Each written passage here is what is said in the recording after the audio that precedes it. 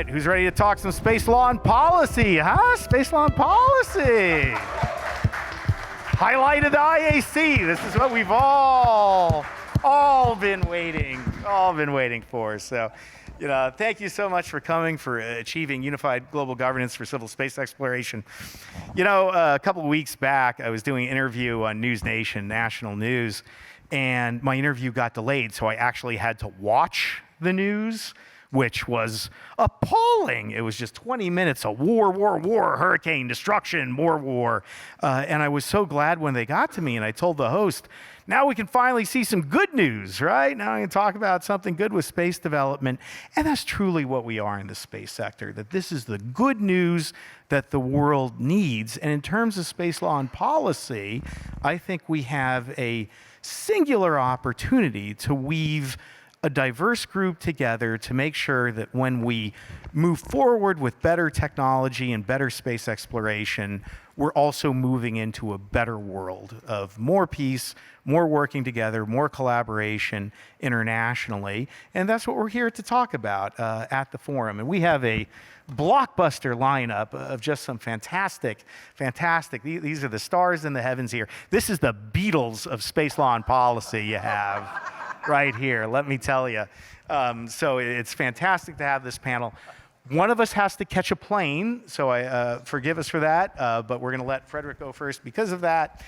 So let me introduce, with no further ado, Frederick Nordland, currently the head of External Relations Department at the ESA Directorate of Strategy, Legal, and External Matters. His functions encompass, among others, the provision of support to the Director General of ESA, the Directorate of Strategy, Legal, and External Matters regarding the relations of the agency with international partners, the formulation of the agency's position on international developments, and the negotiation of cooperation agreements, meeting demands, the ESA programs and activities approved by member states.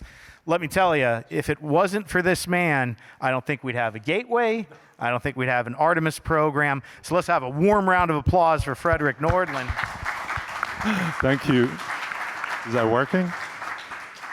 And so, Frederick, the first question that we've got coming over to you, assuming I actually have questions, is what role do you see ESA playing, European Space Agency, in supporting the development of norms of behavior in space? And why do you think norms of behavior are important for space development and exploration? Mike, thank you. Can you hear me? Yeah, Loud. Okay, that works. God, first I will have to tell family tonight that I was on a panel and I was part of the Beatles. I mean, that's it's going to be that's quite something. Which Beatle are you? John. John, there we go. I think this is going to be a fun governance panel, but okay, we'll see. First of all, it's an honor to be with you on this panel, really, and a real pleasure. What can we do? And I represent a space agency on this panel.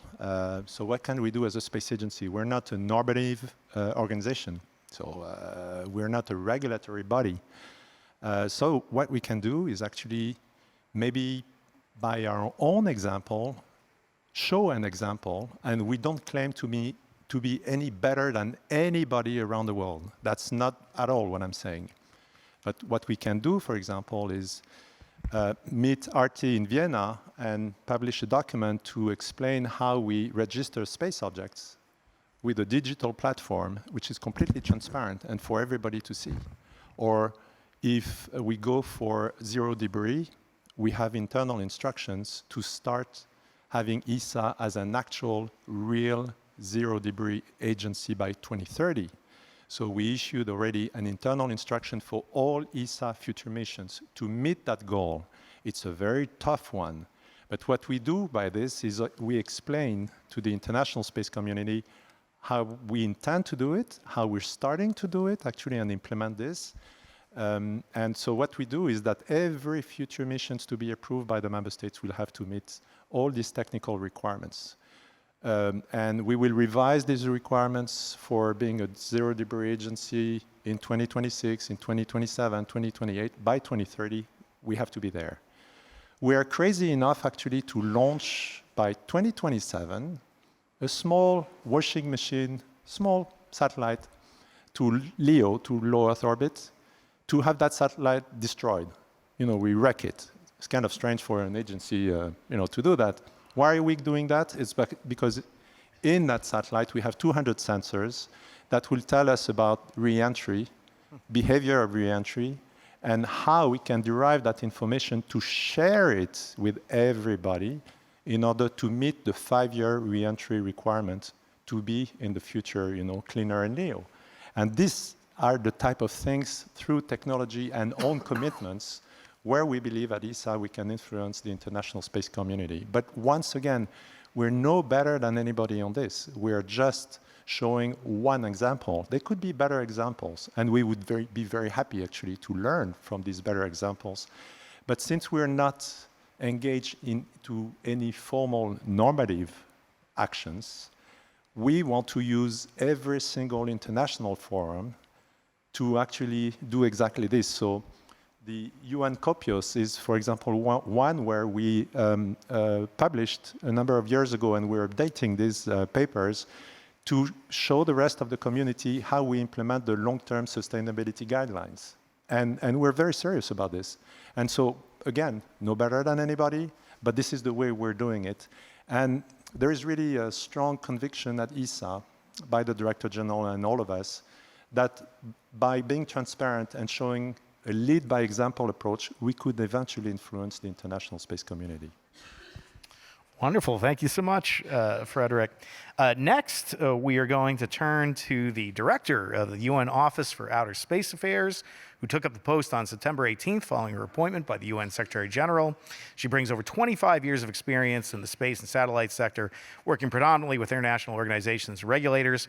Prior to her appointment at the UN, she held the post of Secretary General of the Global Satellite Operators Association. And let me tell you, Artie has brought an incredible energy and dynamism to this post that has been something that I really thought INUSA and the UN and the space community so desperately needed. So we're very, very grateful for that. Question for you, Artie, is maybe you could give us, and I can't imagine anyone isn't familiar with INUSA, but maybe just a little bit about what INUSA is, what it does, why norms of behavior are important, and the role that norms behavior play for INUSA. But before that, which beetle are you, Artie? I'm the beetle called Fred. Ah. I'm just, there was no woman beetle, for God's sake. So, what can I say? But I was just picking on him. Because if you're John, I'm Fred, and maybe, well, whatever. I'm going to end up getting Ringo in the end, by the way. I'm sure Goyo's still got Paul available. Yeah. So, but thank you, Artie. Thank you. Great to be here. COPUOS has the history. It is the birthplace of all of the space treaties and guidelines and principles and resolutions that underpin the space economy as we know it today.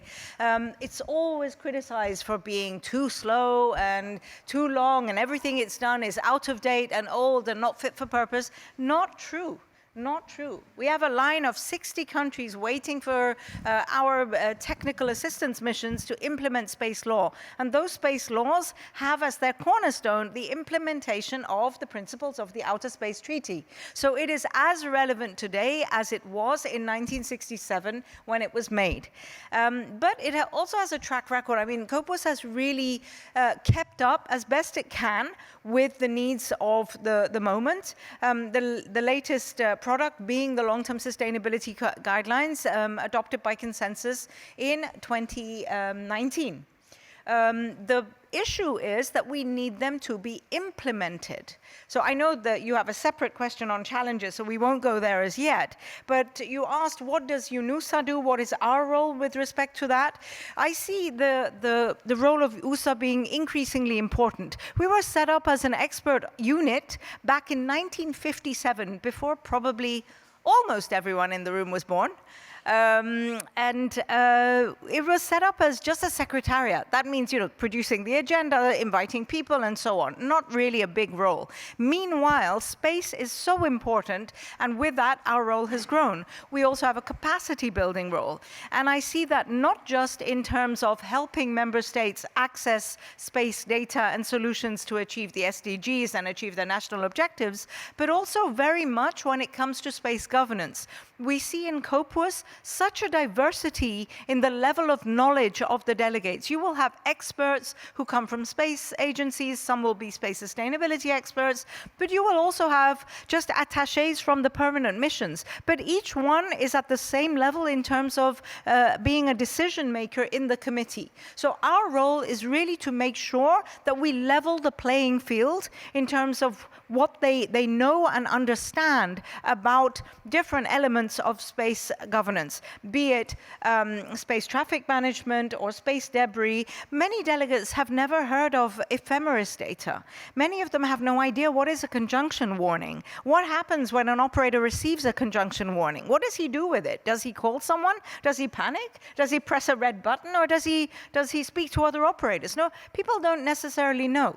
So as we go forward, whether it's space traffic management, whether it's on-orbit servicing, whether it's lunar coordination, I see the role of the office really increasing to make sure that the delegates have a solid understanding of these topics, because we invite them to take decisions on topics which are necessarily complex and technical. No? Fantastic.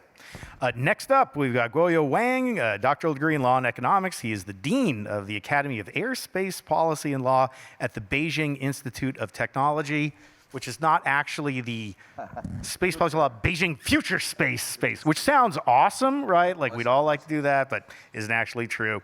He's been legal counselor in space law, CNSA, Lunar Exploration Center, board of director in ISL, board of member of the advisory committee for SWF, council member of Global Future Council, et cetera.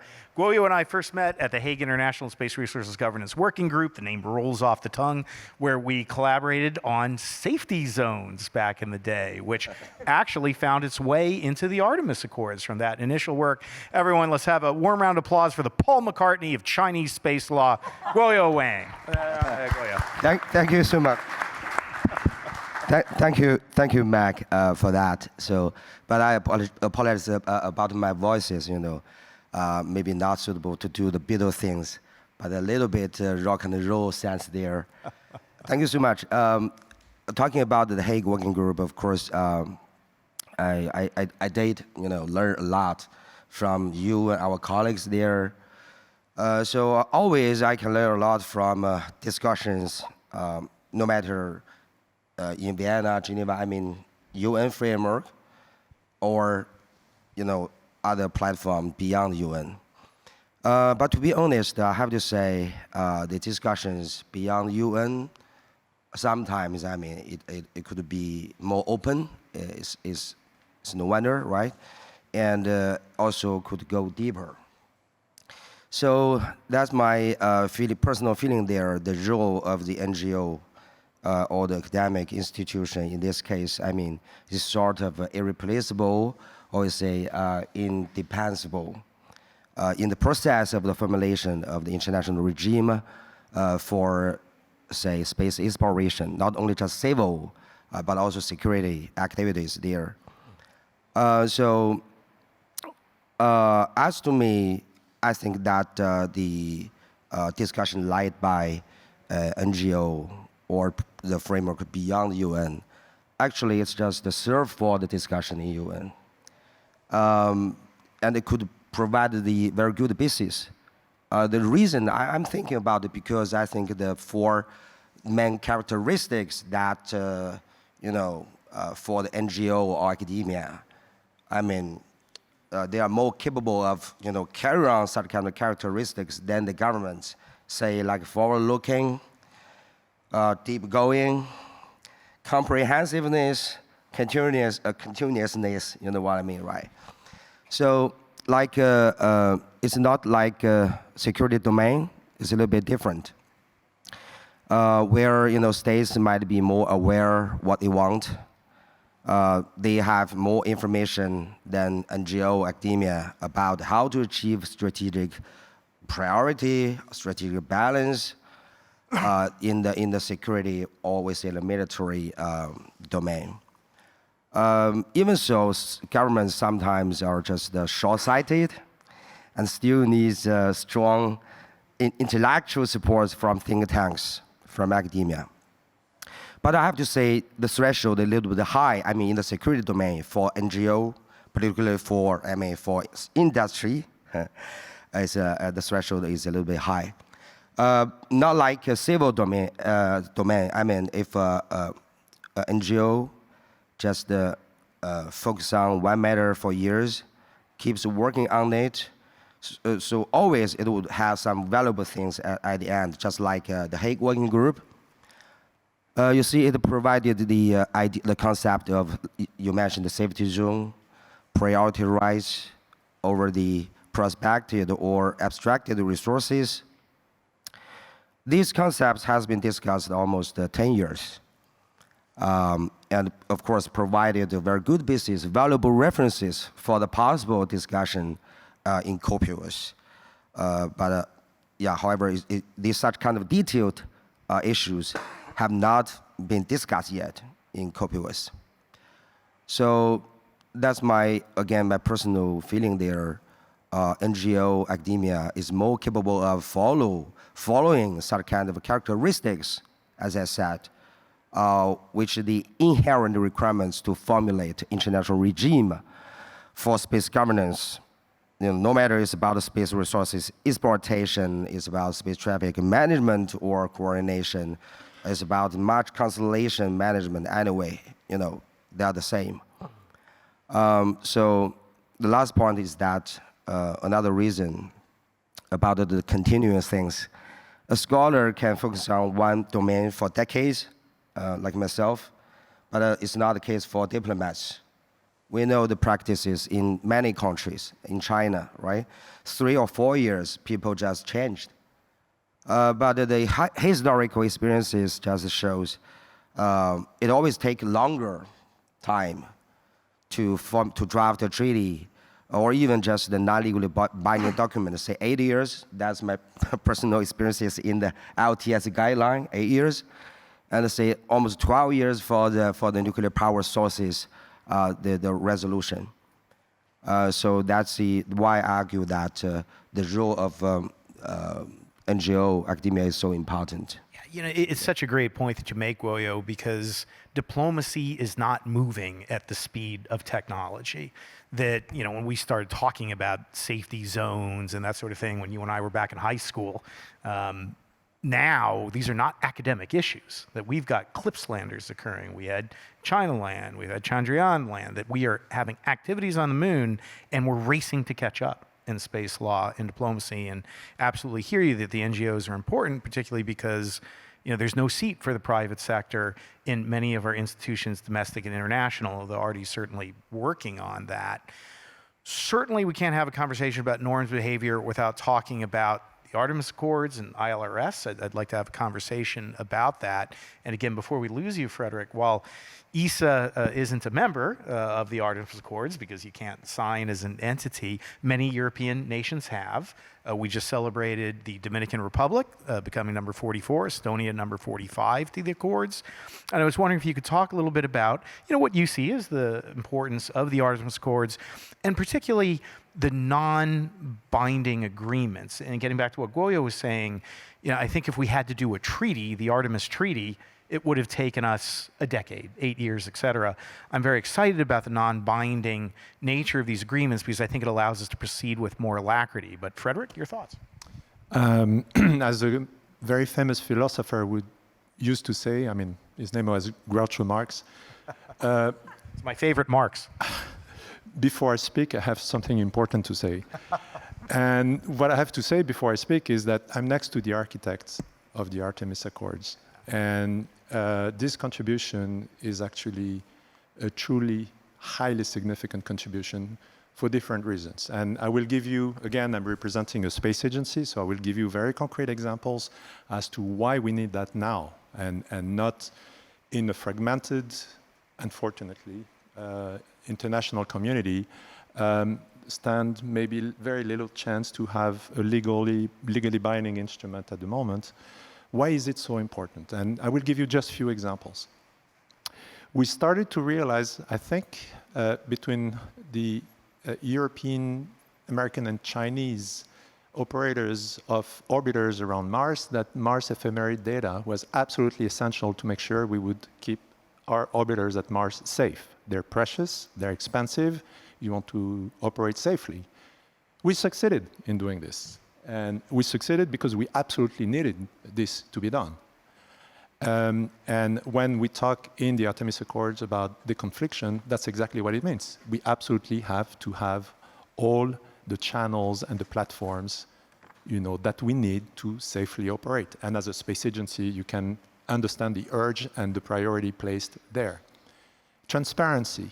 This is absolutely essential, and that's what we practice at ESA, because we believe through transparency we can actually achieve not just the objectives of the member states when they invest in ESA programs, but the broader objectives that we have, all of us, and in particular in exploration, to then put into practice and action the other principles of the Artemis Accords. To me, transparency is the engine of implementing all the other principles that you may know in this audience, meaning registration, meaning deconfliction, as I said, scientific data, and transparency about the scientific data, use of resources to sustain human presence on the surface. That's what we care about as space agencies. We are at the moment, because I take this opportunity to clarify a little bit this, because I hear from time to time in conferences that the space agencies are so focused on exploiting lunar resources. We are, as space agencies, first and foremost looking at lunar resources to help us sustain humans on the lunar surface. That's our primary objective. Companies may elect to choose a different path, but for us, this is absolutely essential. And so what the Artemis Accords have brought forward to the community is to start with transparency and then look for a course of action on all these principles. Member states, and now a majority of member states of ESA have signed the Artemis Accords. I think there might be some more coming in online. ESA is not a signatory. ESA is not a signatory of the Outer Space Treaty, and I have a colleague from the legal department of ESA in front of me, so I have to be very careful about what I'm going to say now. But it's actually first and foremost a member state decision, of course, to consider the signature of the Artemis Accords. But as a space agency, we care very much, and we are putting this already into practice as we build up our lunar exploration activities and plans and programs. We have a ministerial coming up in 25, another one in 27. That's the type of programs that will be considered by the member states, but we're building in exactly those principles in order to put, once again, the engine of everything, transparency, and then put all the principles into action. Once again, I truly apologize for my fellow panelists. I mean, sorry that I have to leave early, but that's the way it is. We have the fight that we have. But thank you very much again, and really thank you for listening to me. Let's have a round of applause for Frederick. Thank you, my friend. Safe travels. Thank you. Appreciate it. And Frederick makes such an excellent point relative to transparency, which is at the very core of the Accords. You can really follow transparency to several of the other values, whereas the full release of scientific information, registration convention, et cetera. That is really the backbone of the document. And speaking of transparency, Artie, as we look at the challenges, I mean, you have a big job in front of you, extraordinarily challenging, which is why I'm so excited about the energy you've brought to how do we bring this diverse, sometimes divergent global group together to harmonize norms of behavior to the benefit of all. Yeah, I would say that the biggest challenge, as we all know, is the politicization of these issues. The fact that it feels, it shouldn't, but it feels like we're still we're in some kind of a new space race. There's a real risk of two camps developing and a bifurcation of space policy, which we absolutely have to avoid. Even though, I must say, when we engage with member states, we do find that they are all asking and calling for the same thing in terms of safety, sustainability, interoperability, and so on. the challenge for us is to keep the delegates focused on the operational and safety imperatives that everybody actually shares. Whether we talk about satellites and space traffic management, whether we talk about lunar, you may have satellites for many different purposes. It might be for Earth observations, it might be for military and secure communications, it might be for something else. It doesn't matter, but you all share the same interest that you don't want them to crash. So we're really trying to keep them focused on, as I say, the operational imperatives. And here, excuse me, we're going to be doing a simulation exercise for COPUOS delegates. In January, we're running the United Nations Sustainability Days just before the STSC. And we want delegates to realize that the work that they're doing is not an academic exercise or some kind of posturing exercise. It could become a reality very, very quickly. And I think we should look at the example that we just saw with the 2 astronauts who find themselves staying a little bit longer than they anticipated on the ISS, yeah, just because of a discrepancy in the spacesuits, with no interoperability of spacesuits. Otherwise, they could have come back sooner. Right? So there's a huge opportunity here, but we're going to be really reinforcing the role of COPUOS, something which has been underscored by the Pact of the Future. Heads of state have said that we have to do this in the one consensus building body where we know that all member states will speak to each other and will participate. An important point to note there is also the challenge of how do you give industry a voice, knowing that there's such an important driver of these issues. I don't want to see member states losing an entire intersessional meeting debating or arguing about that. But again, I come back to UNUSA's capacity building role, and I think that we as an office can convene industry. We're actually doing that this afternoon right after this meeting around lunar activities, to hear from them, where does industry think that they can contribute? Can they somehow accelerate some of this consensus building work that we are expecting the delegates to do? And can we as UNUSA somehow run I don't want to say a parallel track, but work with industry and feed that in to the delegates to inform their deliberations and possibly help advance them?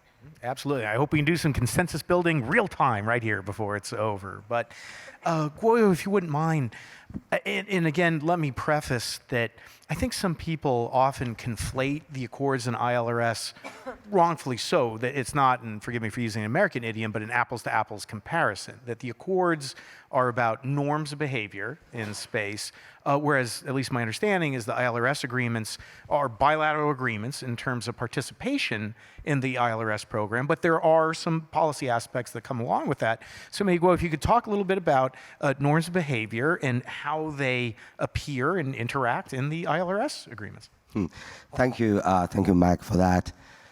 It's not about a matter of transparent or not, because it's about whether you have something to share, to be transparent. So you mentioned that the joint statement, of course, it provides some general principles relevant to norms of behavior, like equality, openness, and integrity. It's just very principal things. As to the specific norms, is still under discussion. But personally, I shared with you before, I kept suggesting my government to consider to provide a more comprehensive, detailed legal framework for the consideration of potential partners of the lunar station, and as well as for the international community for the discussions in UN for Artemis Accords, further development. I'd like to take this opportunity, of course, to share briefly 23 articles, except the we see the objective, Article 1, the glossary things. It has 11 principles and 10 mechanisms. So all of these norms actually are coming from the Lex Lata, existing legal framework. Some of them even from the Moon Agreement. But some of them actually just took the perspective of Lex Ferenda, looking for the future, something new. 11 principles like, some general things like cooperation, mutual assistance, we say for the benefits in the interests of all humankind, observance with international law, also how to interpret international law, exclusive for peaceful purpose, non-proliferation. These two were not mentioned in Artemis Accords. That's not the case. And also, we say the utilization, disposal, and sharing regarding in-situ resources, very specific. And notification, consultation, information sharing, also including how to render assistance in emergency on the moon. And also reciprocal visits on lunar facilities. That's the principal things. As to the mechanism, I think you might be interested in it because I provide registration. Registration for lunar object is not new, but the registration of the facilities, installations, stations, it is not specifically mentioned either, in Auschwitz Treaty or the Moon Agreement. Then followed by jurisdiction and control. It's very legal things, but it's super important. Without the formal, so it's maybe New York to RT, people would just have the registration of the facilities. It's new. It's different with the registration over space object. And then international responsibility, crossing waiver things, also containing not safety zone, but coordination zone. Also, I'm also thinking to define the international scientific protection areas on the moon, and of course followed by the settlements mechanism there. So it's not, of course, not adopted by my government yet, but I have been done this for years. It should be sort of valuable. Even for the discussion among you Artemis Accords members. So last term here, I personally speaking, I would like to take the norms under the lunar station and Artemis Accords as competitive relation. They should just, you see, learn from each other, develop together, jointly contribute, the discussion in copious. That's the destination there. I just stop there. Thank you. I couldn't agree more, Guoyo. There was what I thought was a really extraordinary event that occurred under Artie's leadership at the UN prior to the Copious meeting on lunar sustainability, where we had conversations from Artemis Accords signatories, ILRS signatories, and it sure seemed to me that there was far more common ground than even I would have ever anticipated, and that there was more that united us than what separated us. And Artie, having led that conversation, I'm wondering if you took the same thing from that dialogue, that in the end, we're really all looking for the same things, and that there's a singular opportunity for unity if we can grab it, as Guoyo's describing. Would you agree with that, or what would your position? Definitely. When I came to the UN, I was struck because the office organizes various conferences. But it's not a conference in the sense that we in the non-UN world understand. Everything that the UN does is a capacity building exercise. So it's really to inform and educate usually developing countries and bring them up to speed with what's happening elsewhere. But this conference that we organized was the first public conference organized by the United Nations, open for anybody to register and attend. We had excellent industry participation, and I was struck by the fact that the governments really, really enjoyed the industry session. They kept firing questions at industry. They almost couldn't get enough of it. So lesson learned for us is we need to do more of these. And indeed, as you say, there was so much, all the governments were saying the same thing. Everybody from industry to government highlighted the importance of interoperability. I was surprised that industry did that, because industry usually wants to have a first mover advantage. They want to have competitive advantages, typically in the space sector, driven by proprietary interests. But here, the sustainability and safety are the drivers behind interoperability. Let's make sure that that scenario that we've just seen on the ISS, that could reproduce itself within the next 5 years on the moon. And then what? Do we really seriously want to rely only on one country's ability to bring astronauts safely back, we're still one company. That's not a scenario that anybody wants to see happen. And I think that's really, there was a realization of member states that we have to really assume our responsibility to make sure that if such an eventuality happens, we can react together, which is the spirit of COPUOS and the Outer Space Treaty and all of that.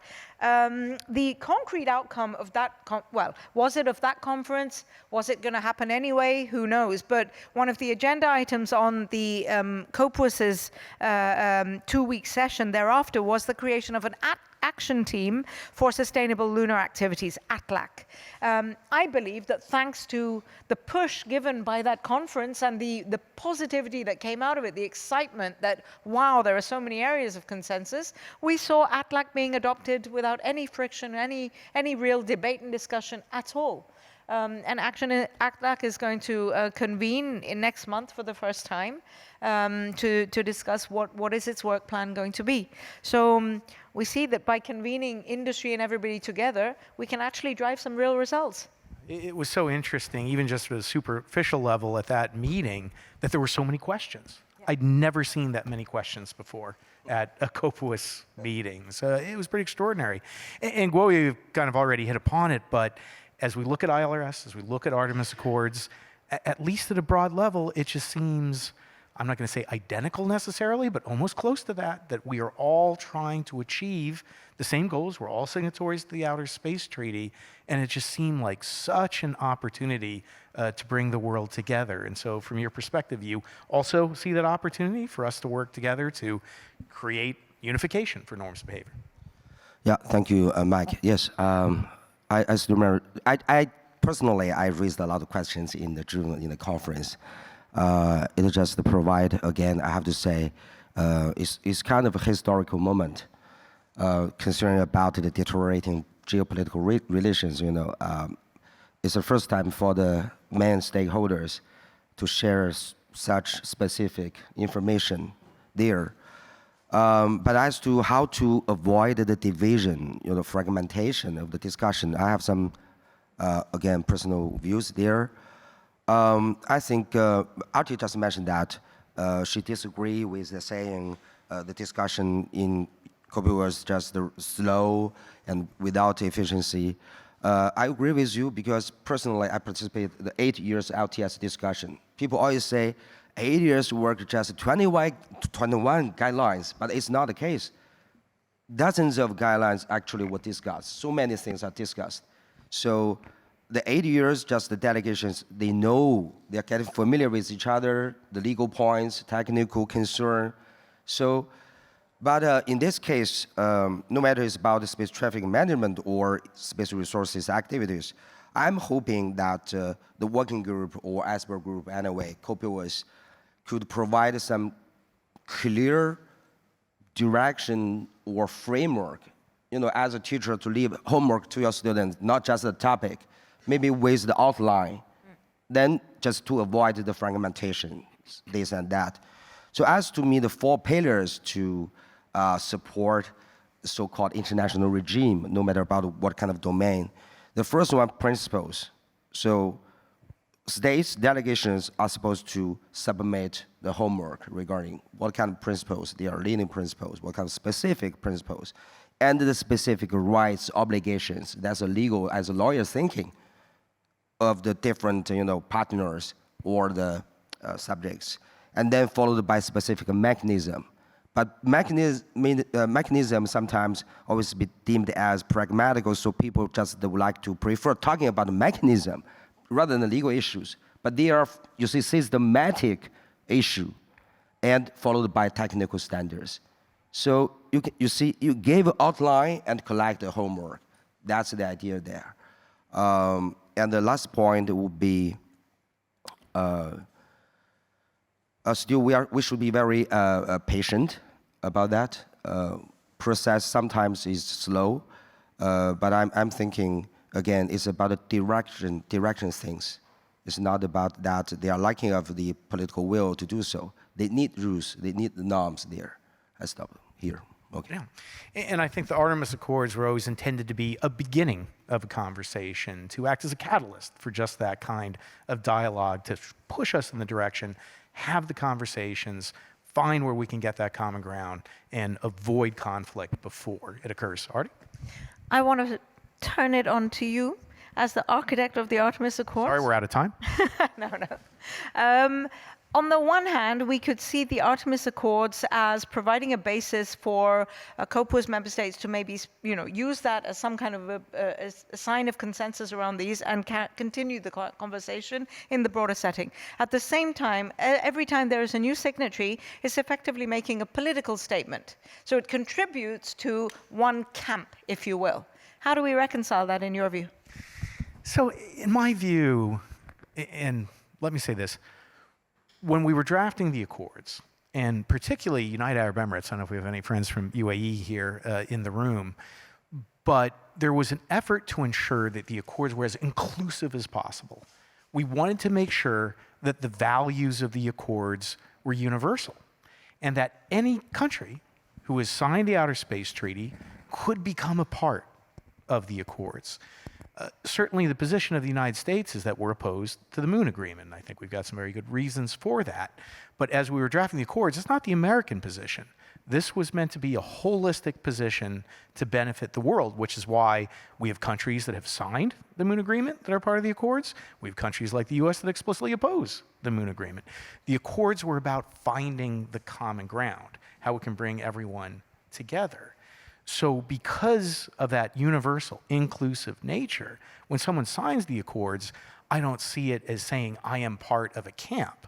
I see it as saying, I am standing up for norms that will give us a more peaceful and prosperous future, that it's a commitment to those values. It's a commitment not to a camp, but a commitment to peace. And signing the Accords doesn't preclude being a part of ILRS, being a part of discussions at the UN. If you read the Accords, and I definitely recommend reading the Accords, they're a page turner, brief, 8 pages. We talk a lot about COPUOS and the fact that we want to have broader conversations. So I don't view the Accords that way, and I hope the Accords signatories don't view it that way as well. That it's a commitment to peace, a commitment to a better future, and a commitment to actually bringing the world together. That language is in the Accords. Now, I would be hypocritical. I was just complimenting the number of questions that we had at the COPUOS, and I would be remiss if I didn't allow you, the audience, to actually ask some questions as part of this dialogue. So now I'd like to turn it around to the audience to ask questions of our 2 remaining Beatles that are left here. So any questions for Goyo or Artie? There must be some, otherwise I'm going to ask questions, and nobody wants that. No, but Make it so clear. yeah, absolutely so clear. Here we go, there's one. Hi, I'd like to ask, you mentioned the sort of polarization processes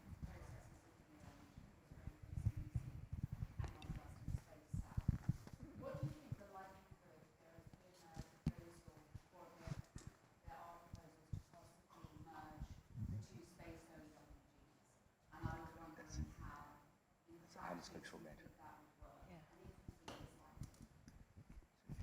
So I would just say that that is a Geneva matter. That's more about arms control. That's not Vienna. Vienna is for safety and sustainability. Security questions are Geneva. And Goyu is the expert on that kind of thing, right? Do you want to comment on that? Thank you. If I may, I just because I participate the OEWG and the Paris GGE as a Chinese delegate. In the short term, it's hard to merge because they are just overlaps. They are not totally in parallel, right? But I guess if I have to offer a number 5 years later, sooner or later, they have to be merged into one. No country could support such kind of energies or resources to support a parallel discussion 4 times to Geneva. At least I cannot do it, right? But the direction would be, again, it's not about responsible behavior. It's not about the treaty. It should be about specific rules. That's it. Without mentioning, associated with its responsible, irresponsible. We just need specific rules to elaborate the general obligation in the treaties. Say like due regard, like prior consultation, how to implement. Artie mentioned the guidelines. Actually, we're also facing the challenges to implement treaty obligations. So we need a list, maybe 12, 10 paragraphs to say, keep a safe distance between the satellites, something like that. Just do it, do the specific things. As a lawyer, it's a matter of interpretation of law. That's it. So never, please, always talking about soft, hard, legally binding or non-legally binding. It's totally fake terms. So the example I just gave, raised there, you name it, it's legally binding or not. It's hard to say. It could be contained in the resolution. However, the paragraph per se might be legally binding because it might be deemed as interpretation of due regard. Due regard is legally binding. What can I say? So that's the only way I would like to share with you guys here, like you. The only way for the arms control future, just to focus on specific rules. Meanwhile, we can consider about the binding treaties in parallel. From a lawyer's perspective, the true parallel approach is not soft and hard, but it's interpretation of law and law making. So that's it. So we'll end on the theme with the Beatles. I'm going to go Imagine here, right? Each of you, just 30 seconds or so if you can. In terms of unifying the global regime, norms of behavior, tell us what you imagine. What would you want to happen? Just blue sky. What would you want to occur to unite the world relative to norms of behavior in space? What would you want to see happen? I would like to see a cooperation that kind of extends the spirit of the ISS into other realms and other celestial bodies.